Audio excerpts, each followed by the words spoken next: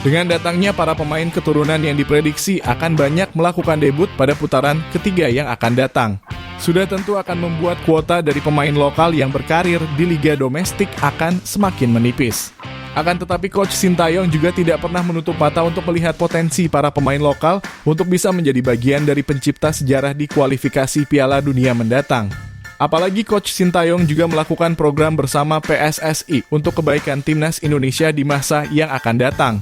Dan tujuannya adalah membangun kompetisi yang efektif dan sehat antar para pemain sehingga tidak terdapat zona nyaman yang mengganggu performa dari masing-masing pemain.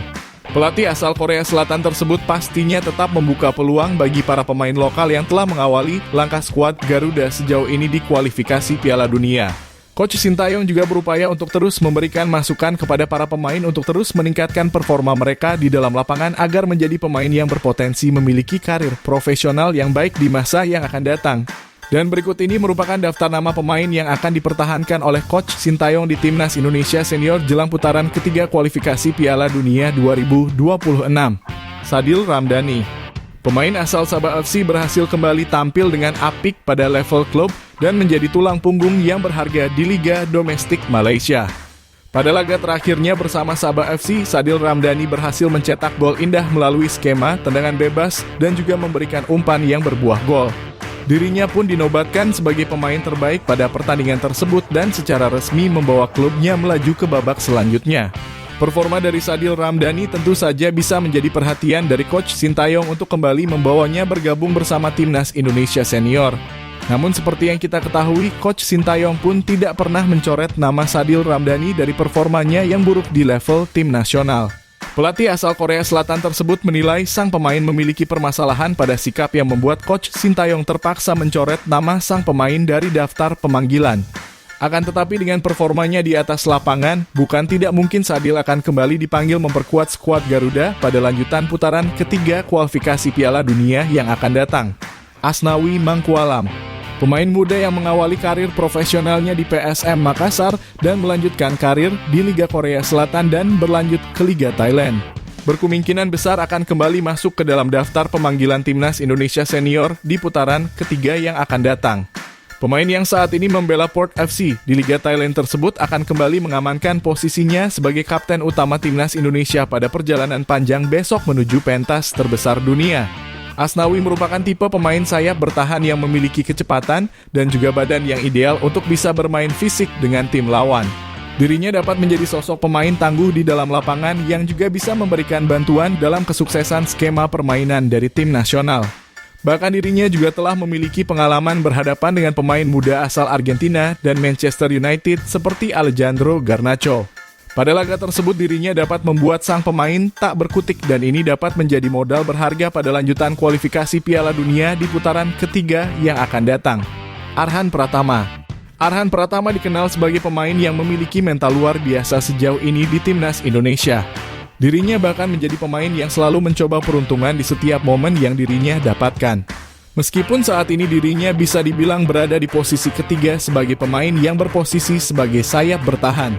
Namun Pratama Arhan selalu optimis untuk bisa memberikan permainan yang efektif di dalam lapangan. Apalagi Pratama Arhan juga memiliki kekuatan utama pada lemparan ke dalamnya yang menjadi senjata andalan yang digunakan oleh Coach Sintayong.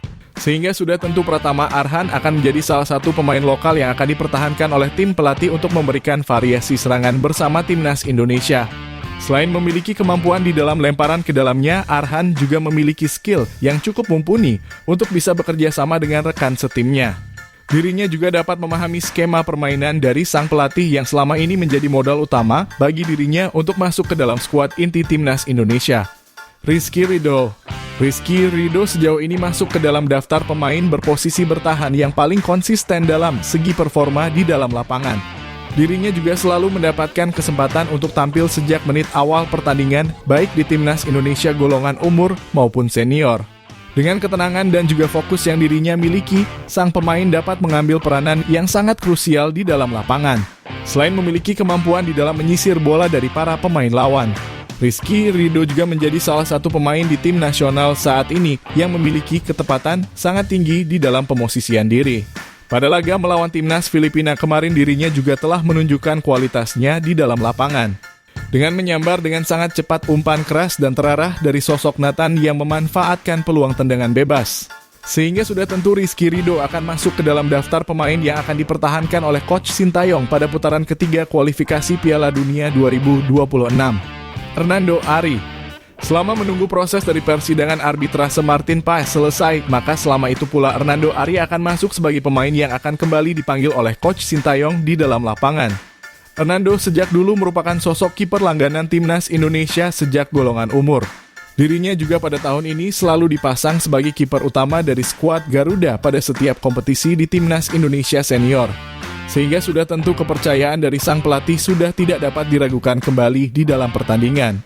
Bahkan pada saat dirinya melakukan kesalahan pada laga terakhir melawan timnas Irak, Coach Sintayong kembali memberikannya kepercayaan untuk kembali menjadi kiper utama pada laga selanjutnya melawan timnas Filipina. Dan jikapun kehadiran Martin Paes dapat terlaksana sebelum digelarnya pertandingan pertama putaran ketiga, Hernando tetap akan menjadi kiper yang akan dipanggil di dalam pemusatan latihan timnas Indonesia senior di kualifikasi Piala Dunia mendatang. Egy Maulana Fikri. Meskipun pemain asal Dewa United yang satu ini hanya mendapatkan beberapa menit bermain pada putaran kedua kemarin saat melawan timnas Irak dan Filipina, namun kehadiran dari sang pemain sangatlah dibutuhkan di dalam lapangan. Egy yang merupakan sosok pemain muda berbakat yang dimiliki oleh timnas Indonesia pastinya memiliki kualitas yang berada di atas rata-rata pemain lokal yang berada di umurnya. Akan tetapi tentu saja performanya semakin membaik seiring pemulihan cedera yang dirinya alami sebelum kembali berkarir di Liga Indonesia. Egy merupakan sosok pemain yang masuk ke dalam skema permainan cepat dari Coach Sintayong. Sang pemain telah terbiasa bermain dengan tempo tinggi dan mengandalkan kerjasama tim di dalam lapangan. Dan kini sang pemain juga lebih mengandalkan sentuhan 1-2 bersama rekan setimnya dibandingkan melakukan pergerakan individu yang lebih mudah dipatahkan. Sehingga Egy menjadi opsi pemain yang dapat dipertahankan oleh Coach Sintayong pada putaran ketiga yang akan datang pada lanjutan kualifikasi Piala Dunia 2026. Witan Sulaiman. Pemain asal Persija Jakarta yang pada 2 laga terakhir tidak masuk ke dalam skuad panggilan sebab sedang melaksanakan ibadah haji, berkemungkinan besar akan kembali masuk ke dalam skuad utama timnas Indonesia senior pada lanjutan putaran ketiga kualifikasi Piala Dunia. Hal tersebut tentu saja terjadi bukan tanpa alasan. Sebab Coach Sintayong pada dasarnya selalu melibatkan seorang Witan Sulaiman di dalam skema penyerangan yang dibangun oleh timnas Indonesia.